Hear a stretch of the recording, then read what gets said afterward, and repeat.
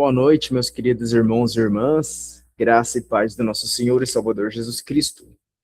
Seja bem-vindo a mais uma aula dentro desse plano que nós estamos aprendendo sobre teologia, né? Estamos aprendendo básico em teologia e nós estamos aqui uma nova disciplina, a segunda aula da nova disciplina na qual nós começamos, que nós ali tivemos ali o privilégio de estar iniciando. A disciplina se chama angelologia. O que significa angelologia? Angelologia nada mais e nada menos do que o estudo sobre os anjos. Nós tivemos uma primeira aula, está gravada, postada no YouTube, e esta está sendo a segunda e última aula, tudo bem? Então estamos aqui, né, trazendo para vocês aquilo que nós entendemos que se chama a doutrina sobre os anjos. Então, vamos começar a aula. Vamos recapitular a última aula, né? Para que não fique muito vago, para vocês poderem entrar na história e tudo mais. Nós falamos sobre a etimologia da palavra anjos, que anjos, tanto no hebraico malar ou no grego angelos, ambos significam a mesma coisa, que quer dizer mensageiro. Então, a palavra anjo, em hebraico ou em grego, significa mensageiro. Explicamos também que o que vai determinar se o mensageiro era um anjo de verdade, ser celestial, ou um homem comum, vai depender do contexto, como lemos em Malaquias capítulo 1, versículo 1. Nós aprendemos sobre a origem, natureza e os atributos dos anjos. Nós aprendemos que os anjos são criados e não gerados. Aprendemos também que os anjos, em sua natureza, ele é puramente espiritual. Nós aprendemos que eles são imortais e assexuados. Aprendemos também que o conhecimento deles, embora seja maior do que o do ser humano, o conhecimento dos anjos também são limitados, tá? E tudo isso com base bíblica. Explicamos a hierarquia dos anjos, que existe os querubins, os serafins, os arcanjos, e também coloquei um bônus de tronos, soberanias, principados e potestades, tudo relacionado à criação de Deus. Aprendemos também sobre a adoração contínua dos anjos no questão de ministério e funções. Aprendemos que os anjos adoram continuamente a Deus. Aprendemos que eles também executam juízos, eles prestam serviços aos crentes e eles são agentes da revelação e condutores da nossa fé. Dito isso, acabamos aqui na última aula e entraremos para a nova aula que começa aqui. Vamos falar sobre a queda dos anjos e a demonologia. Se você está conseguindo entender cada palavra que eu estou dizendo, deixe uma reação para eu poder me comunicar com vocês. Qualquer reação, só para eu poder entender como está sendo a experiência de vocês. Maravilha.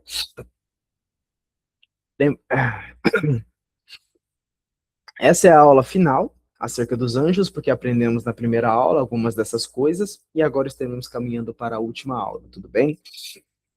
Então vamos trabalhar. A queda dos anjos e a demonologia. Embora muitas vezes tratada como uma disciplina irmã da demonologia, a origem dos demônios faz parte da narrativa da angelologia, ou seja, da mesma forma, ela foca nos seres que falham e em seu estado original, eles falham em seu estado original de integridade. O que eu quero dizer aqui? Que a disciplina da angelologia e a demonologia, elas estão caminhando juntas, porque uma faz menção da outra. Porque sabemos que existem anjos e existem demônios, mas todos são ali, de uma certa forma, da mesma origem, nasceram juntos, né?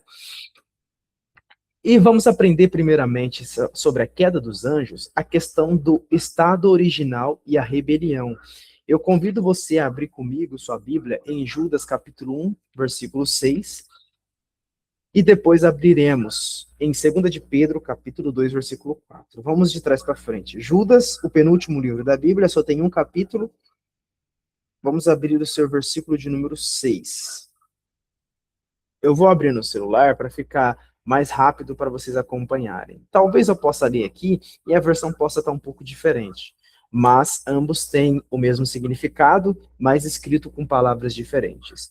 Judas 1,6 diz: E aos anjos que não guardaram seu estado original, mas abandonaram seu próprio lar, Deus os tem guardado sobre trevas e em algemas eternas para o juízo do grande dia. E o versículo de 2 de Pedro, capítulo 2, versículo 4, vai dizer a mesma coisa, porque Judas e Pedro, eles estavam alinhados no mesmo pensamento. Judas, capítulo 2, versículo 2 ao 4 diz: Porque se Deus não poupou os anjos quando pecaram, porque Deus não poupou os anjos que pecaram, mas os lançou no inferno e os entregou a abismos de escuridão, reservando-os para o juízo. Então, em outras palavras, nós percebemos duas coisas. Existia um estado original e existiu uma rebelião. O estado original era serem anjos celestiais, anjos de luz, anjos que transmitiam a luz. Mas por não guardarem o seu estado original, esses mesmos anjos, eles caíram. Como diz ali, que eles não guardaram o seu estado original e quando eles caíram, Deus os lançou em cadeias no inferno. E o inferno aqui, a palavra aqui de inferno é tártaro. Tártaro é como se fosse uma prisão, como se fosse uma cadeia, como se fosse uma prisão ali. Então, nós percebemos essa situação, que existia o estado original, mas por causa deles não guardarem o seu estado original, eles passaram a ser anjos caídos ou demônios. Então nós percebemos que existiam um estado original, uma queda, e existe também mais à frente uma condenação. Mas nós vamos aprender um pouco mais à frente. O que você precisa entender de imediato? Existia um estado original de anjos, mas também houve uma rebelião. Vamos falar sobre a liderança de Satanás e a terça parte. Apocalipse capítulo de número 12, versículo de número 3, vai dizer o seguinte: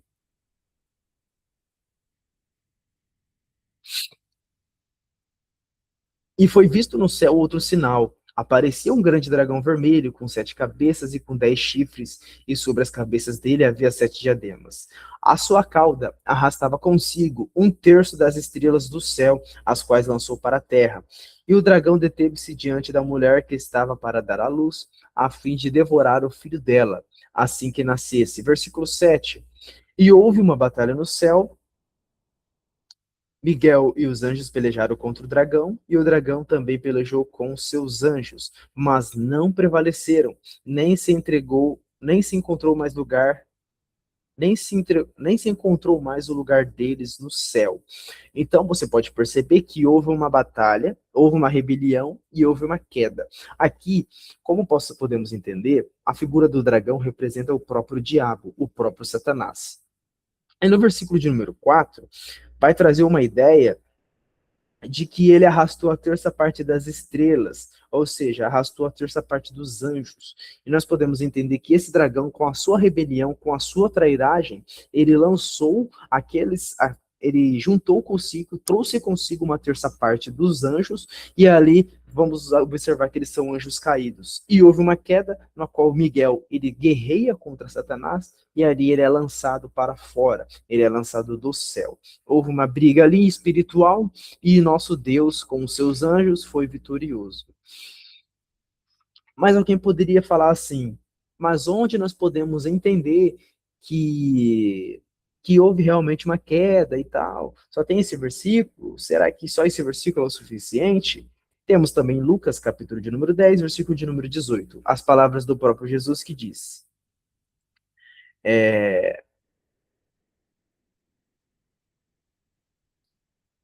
capítulo 10, versículo 18, vai dizer o seguinte: Mas lhe disse, eu vi a Satanás caindo do céu como um relâmpago. Aqui é o próprio Jesus Cristo afirmando que ele viu o próprio Satanás caindo do céu, e não de qualquer forma, como um relâmpago. Aqui fazendo prova a alusão de que o próprio Satanás ele caiu, e o que resultou a queda? A soberba, o orgulho, como diz Timóteo, capítulo 3, versículo 6. Então nós percebemos que existia um estado original, existiu uma rebelião e houve também uma queda. E isso é muito interessante. Vocês estão entendendo até aqui?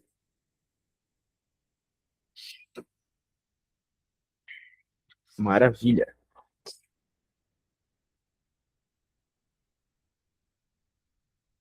Vamos continuar.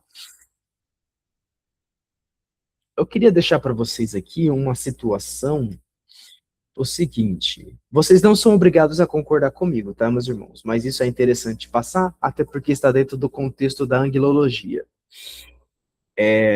Quando nós falamos de Satanás, né, do diabo, é muito natural que a gente recorra a esses dois textos. Isaías capítulo 14, versículo de 12 ao 15.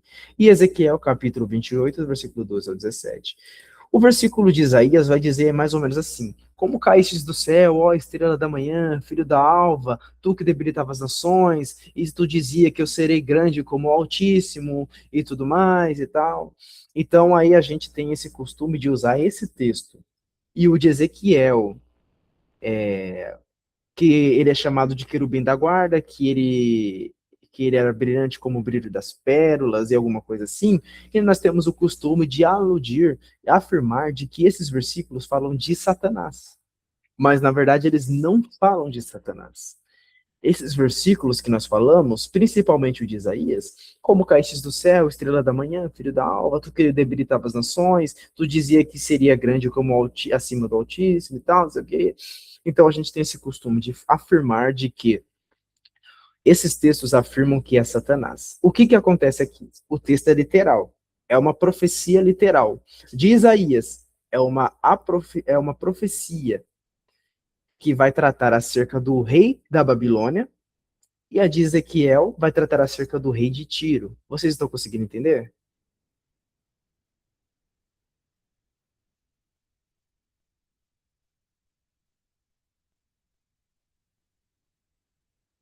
Vocês estão conseguindo entender? A internet está caindo.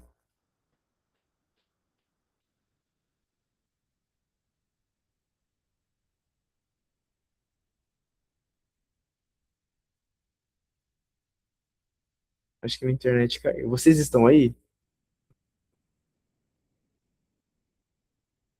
Tá dando para ouvir tranquilo?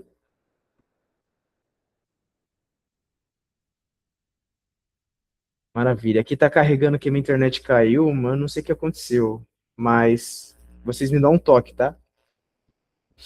Então a gente tem o costume de afirmar que esses versículos eles falam do diabo, mas na verdade não. Eles são textos literais. Um fala acerca da pessoa do rei da Babilônia, que é Isaías, e outro fala acerca do rei de Tiro. Como por exemplo, uma parte do versículo de Isaías vai dizer assim, ó: Tu que debilitava as nações. Será que quando o diabo caiu existiam nações? Ou será que era tudo vazio e sem forma? Ou será que existia somente Adão e Eva? Então, se a gente afirma que realmente está falando do diabo, a gente também tem que afirmar que o diabo, ele caiu do céu logo após a criação das nações. Porque o texto diz, tu que debilitava as nações. Então, é um texto muito claro de falar, de afirmar que não é afirmações ao diabo, mas sim ao rei da Babilônia. E todo o contexto anterior e imediato, ele vai explicar muito bem isso, e eu não vou conseguir trazer aqui com detalhes, tá? Mas eu posso uma outra hora ver isso também. E da mesma forma, o texto de Ezequiel também tem essa situação. O que a gente pode fazer? A gente pode usar características dentro desse texto para falar do diabo, mas literalmente não está falando dele. Vocês entenderam?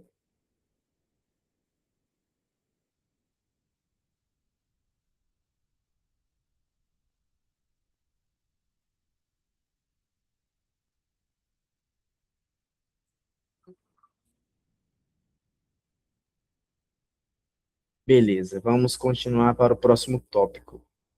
O destino escatológico dos anjos. Vocês estão aí?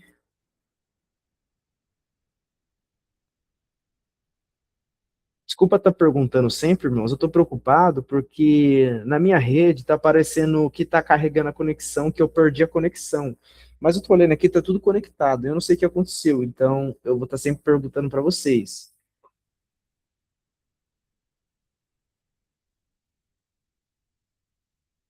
Lembrando, isso que eu falei de Ezequiel e Isaías são situações que é debatidos nos dias de hoje, né? Perguntando se eram afirmações diretamente ao diabo ou se eram afirmações diretamente aos reis da terra. Então, existem esses debates, tá?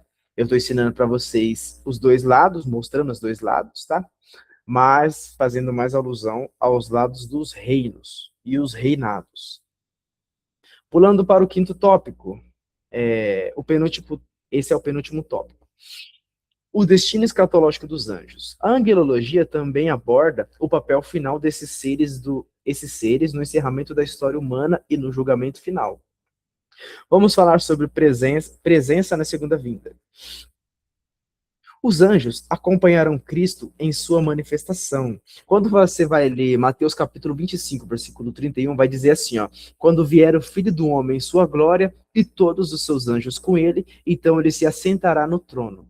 Ou seja, quando Jesus Cristo vier para julgar as nações, no período após da grande tribulação, que é o juízo final, os anjos estarão junto com Cristo. Então, os anjos, eles têm participação na segunda vinda de Cristo, que é a volta para julgar as nações e para estabelecer o milênio. Temos também a ideia de 2 Tessalonicenses, capítulo 1, versículo 7. Eu vou ler para vocês, que vai dizer o seguinte: 2 Tessalonicenses, capítulo 1, versículo de número 7.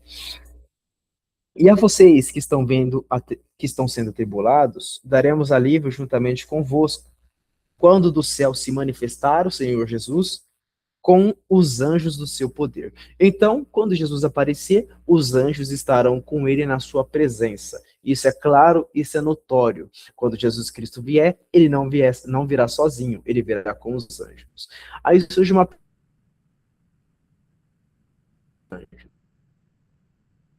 respostas. Eles serão os agentes da colheita final.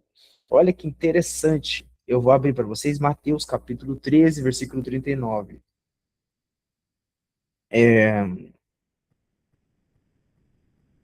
Eles serão os agentes da colheita de Deus. Serão os responsáveis por separar os justos dos injustos no fim dos tempos. Então, se você perceber, quem faz a separação de bodes e ovelhas, de justos e injustos, é os anjos. Os anjos são enviados e encarregados de fazer a separação do joio e do trigo. E olha o que o texto vai dizer.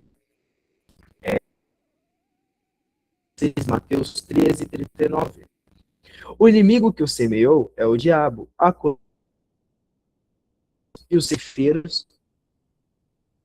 Assim como o joio é colhido e lançado, assim será na consumação deste mundo. Consumação. Onde é que está? Assim será na consumação deste mundo. O Filho do Homem enviará os seus anjos e eles ajuntarão do seu reino todos os escândalos e os que praticam a iniquidade. Então, em outras palavras, os anjos, eles são responsáveis em fazer o ajuntamento final para que Deus possa trazer, então, o juízo. Adilson, pode fazer a sua pergunta, meu querido? Se eu tiver a capacidade, Deus me der a capacidade, eu vou saber responder. Não, eu não vou fazer agora não, vou fazer no final a pergunta. Eu só ergui a mão aí porque tinha travado, ficou alguns segundos parado aí o seu áudio. Mas tá de boa. Mas dá pra ver agora de boa?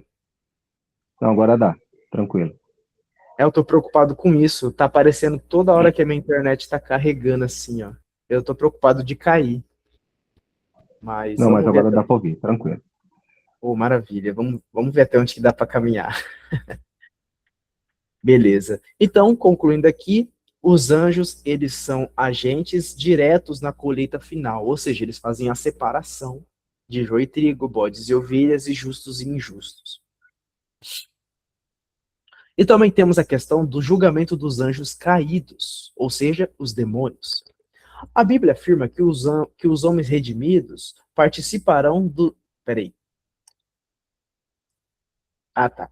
A Bíblia afirma que os homens redimidos, ou seja, nós, participarão, ou seja, nós iremos participar do julgamento dos anjos rebeldes. E isso está em 1 Coríntios, capítulo de número 6, versículo de número 3. Se vocês não sabem, irmãos, quando os anjos caídos forem julgados, estarão sendo julgados, a igreja, os salvos, serão também julgadores, também irão estar ali para acusar os anjos caídos. E o texto diz: não sabeis que nós iremos julgar os próprios anjos? Quanto mais as questões dessa vida, então a Bíblia afirma, se você ler ali o contexto, você vai entender de que os anjos serão julgados também pela igreja, tá? E continuando, Deus, pode perguntar. Pode perguntar. Ô, Marcos, deixa eu perguntar. Então, para esses anjos caídos aí agora, nesse tópico aqui, para eles não tem mais arrependimento, então? Só julgamento? Não, para eles não. Para eles não, eu não sei te explicar o porquê, mas como que, por exemplo, assim, ó, na verdade é o seguinte, os anjos, quando eles foram criados todos de uma vez, seres imortais. Quando eles foram criados imortais sem pecado. Mas, por causa do pecado dos anjos, por causa da rebelião, eles não poderiam ser redimidos. Eles eram imortais. Eles já tinham a imortalidade ao seu favor. Só que quando eles foram alcançados pelo pecado, então eles passaram a ser pecadores imortais. Quando Adão pecou, Adão não era imortal. Adão tinha a dependência total da árvore da vida. Mas quando Adão pecou, então houve-se ali um espaço para que Cristo pudesse morrer por nós e nos redimir, para então sermos salvos, redimidos e imortais. Então, para os anjos não existe expiação, porque os anjos já foram criados imortais, eles já foram criados com a imortalidade. Mas para o ser humano é necessário como que eu posso dizer? É necessário da parte dos homens uma glorificação, uma imortalidade, uma purificação e tudo isso. O nosso caso, nós pecamos e nos redimimos, mas os anjos já eram imortais. Então, quando eles pecaram, eles não podiam mais se redimir. Porque quando a Bíblia fala assim, ó, os anjos que não guardaram o estado original, eles foram guardados sobre cadeias para o castigo. Eles foram guardados sobre cadeias para o castigo. Então, para eles era uma vez só. Mas para nós, Deus está dando oportunidade todos os dias. Deu para entender? Sim, senhor.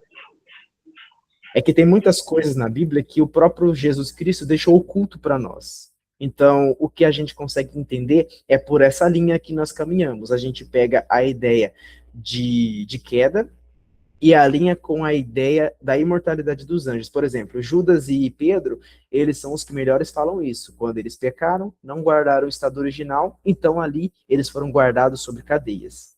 Então você não vê ali uma expiação feita para anjos, né? Porque teria que um Cristo morrer para cada anjo, entendeu? Mas Cristo ele veio para morrer por os humanos, os homens pecadores. Então essa é a ideia que nós temos aí, né? Bom, espero ter conseguido responder, né? São perguntas que exigem um pouco mais de, como que eu posso dizer, um pouco mais de atenção, né? Reconheço. São perguntas que exigem um pouco mais de atenção, mas pela Bíblia, esse é o até aqui é onde podemos caminhar sobre essa resposta. Beleza. E nós sabemos que, continuando, né? E nós sabemos que para os anjos caídos também existe um destino, né? O destino para os anjos caídos, como diz em Mateus capítulo 25, versículo de número 41, o lago de fogo, ele foi preparado para Satanás e os seus anjos. É isso que diz Mateus, mas eu vou ler para vocês o versículo para ficar melhor, tá? Para vocês guardarem os versículos. Então o rei dirá também aos que estiveram à sua esquerda: Apartai-vos de mim, malditos, para o fogo eterno, que foi preparado para o diabo e os seus anjos. Então, meus irmãos, você pode ter certeza de que antes da queda não existia o lago de fogo criado. Pode ser que, como eu creio e acredito, Deus, ele conhece todas as coisas. Deus conhece tudo, o começo, o meio e o fim da história. Deus sempre viu o lago de fogo ali, por conhecer a história. Mas o lago de fogo passou a se tornar a existente por causa da queda dos anjos. E por causa da queda, havia ali a necessidade de, como posso dizer para vocês? Havia uma necessidade de satisfazer a justiça de Deus. Então, o lago de fogo é o meio de Deus satisfazer a justiça dele. Imagina, irmãos, os anjos, arcanjos, querubins, serafins, os 24 anciãos, seres viventes, todos no céu adorando. E de repente há uma mancha dentro do corpo de anjos ali. Há um pecado, há ali uma rebelião. De repente, o que que você poderia pensar? Na nossa cabeça, nós ficaremos indignados, tipo, como que um ser desse, né, acima de nós consegue fazer isso? Mas imagina Deus agora, vendo que o seu caráter é afrontado, que a sua soberania é afrontada, que o seu trono é afrontado. Imagina isso na mente de Deus, imagina isso na mente do Pai. Não tem cabimento. Então, imediatamente, ele preparou ali o lago de fogo para Satanás e os seus anjos.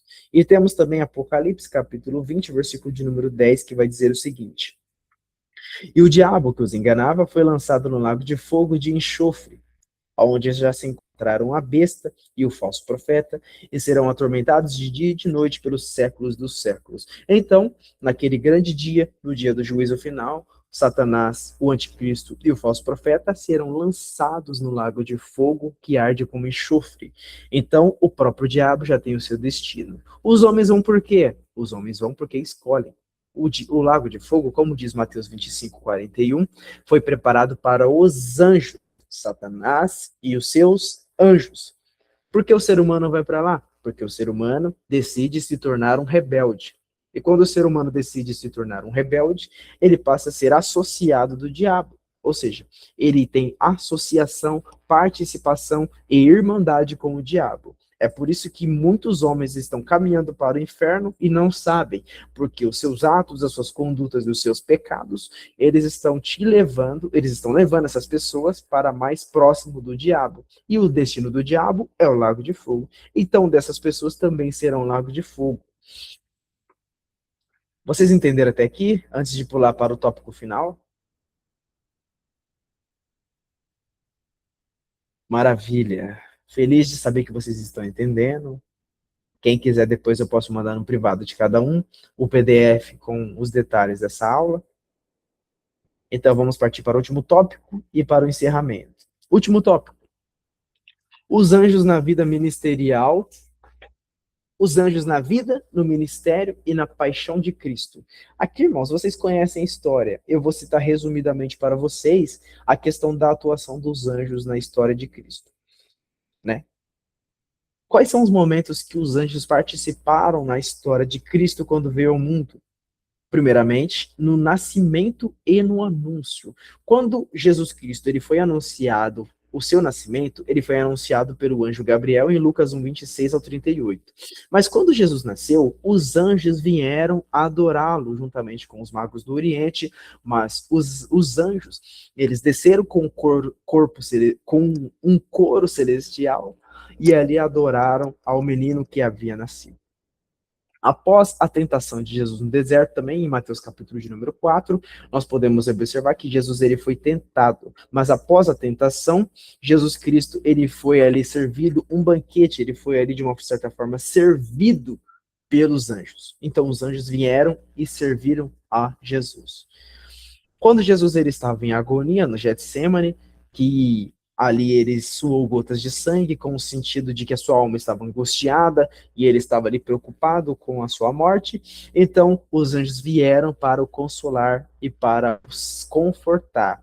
Então, vemos a participação também dos anjos no Getsemane.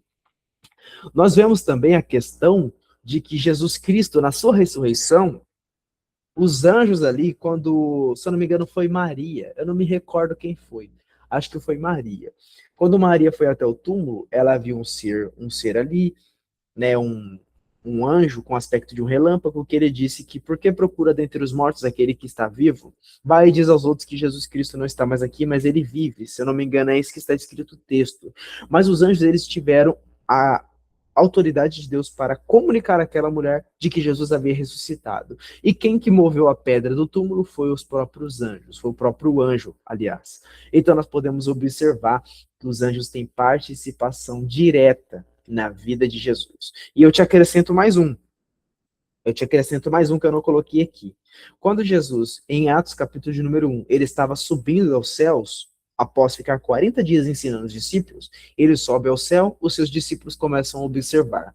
E quando eles observam, se eu não me engano, foi um anjo ou foi dois anjos. Eles chegam até eles e dizem: varões galileus, esse mesmo que vocês viram subir, em breve ele voltará. Então o anjo ali, ele anuncia o retorno futuro de Jesus Cristo. Então, explicando de que os anjos, eles têm participação direta na vida de Jesus Cristo enquanto esteve no seu ministério terreno.